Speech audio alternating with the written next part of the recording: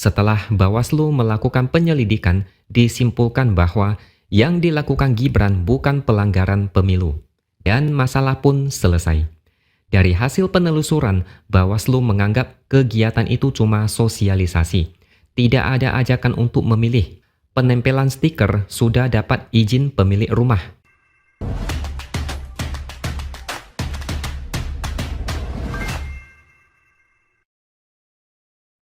Halo, bertemu lagi dengan saya X Hardy di Opini Siwer.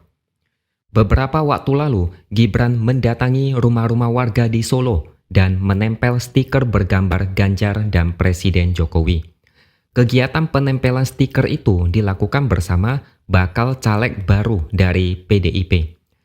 Ternyata waktu itu banyak yang kebakaran jenggot, banyak yang protes, lalu membabi buta menuduh Gibran melakukan kampanye terselubung.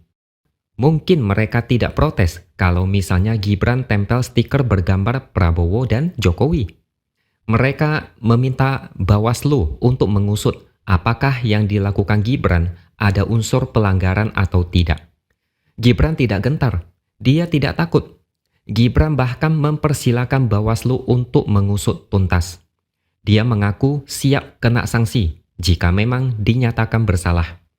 Gibran tidak takut karena kegiatan tempel stiker adalah instruksi dari partai. Selain itu, Gibran sudah mengirim surat pemberitahuan kepada Ganjar selaku Gubernur Jawa Tengah bahwa dia akan bertugas sebagai kader PDIP di luar jam kerja wali kota.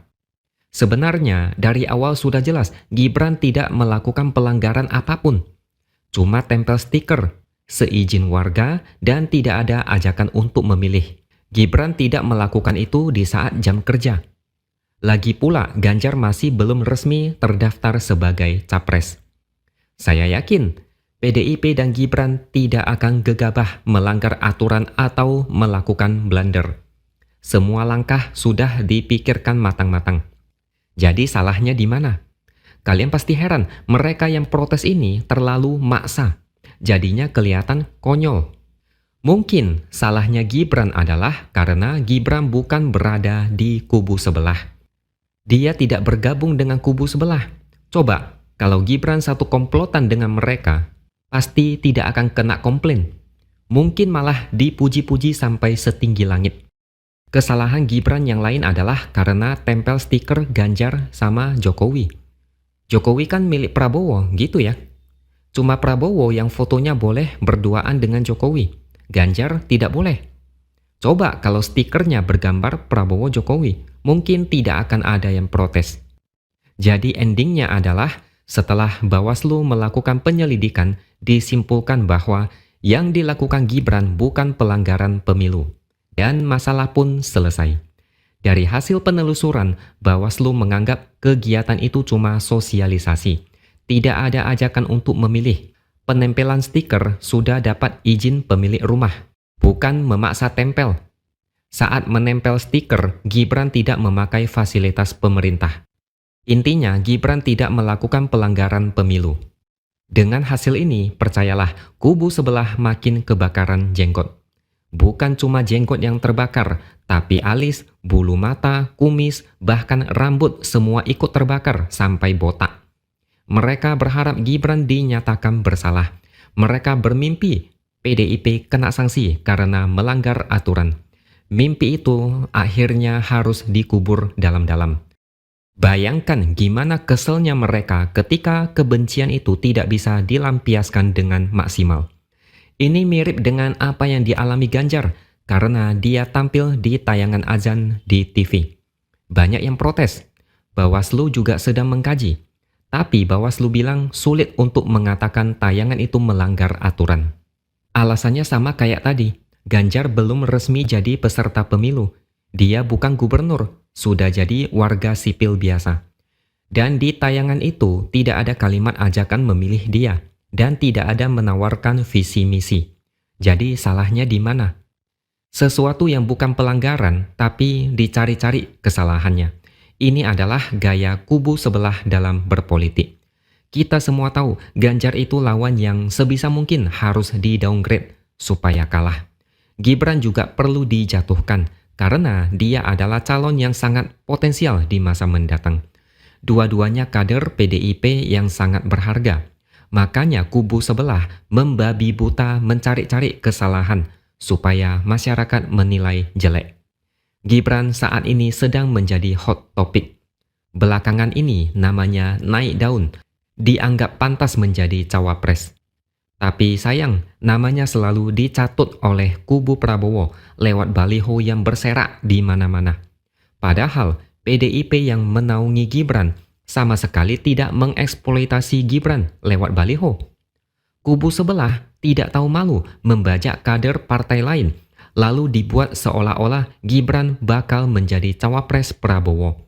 Memang ini bukan pelanggaran pemilu, tapi ini pelanggaran etika politik. Ibarat saya punya restoran, punya koki handal, tapi diam-diam ada yang merayu koki saya untuk pindah restoran. Begitulah kira-kira analoginya. Tapi masih ada orang yang tidak rela saat mendengar keputusan dari Bawaslu. Mereka bilang, Gibran anak presiden, siapa sih yang berani macam-macam? Meskipun Gibran salah, tetap saja tidak ada yang berani. Mereka ini komplotan sakit hati yang selalu punya cara untuk bikin ulah.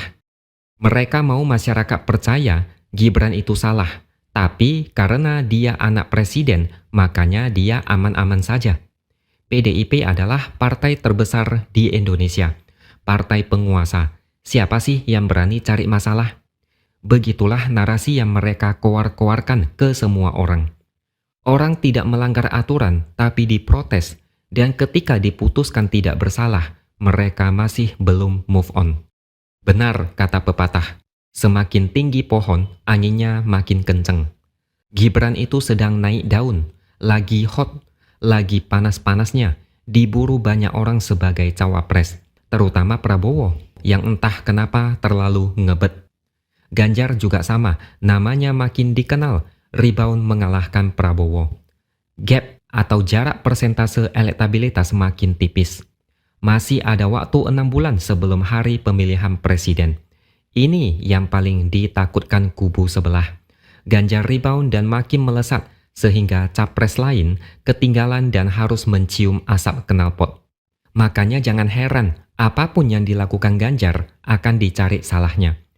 Semakin mendekati pilpres, kelakuan kubu sebelah makin lucu. Mereka lagi lucu-lucunya, tapi juga bikin kesel. Mereka terlalu baperan, susah diajak kompromi. Mereka suka menyenggol, tapi giliran mereka disenggol, mereka mencak-mencak.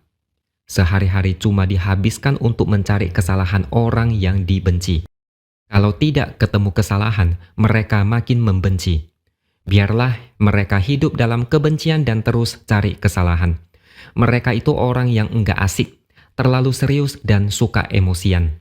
Disenggol dikit langsung main ancam. Ngeri main sama mereka.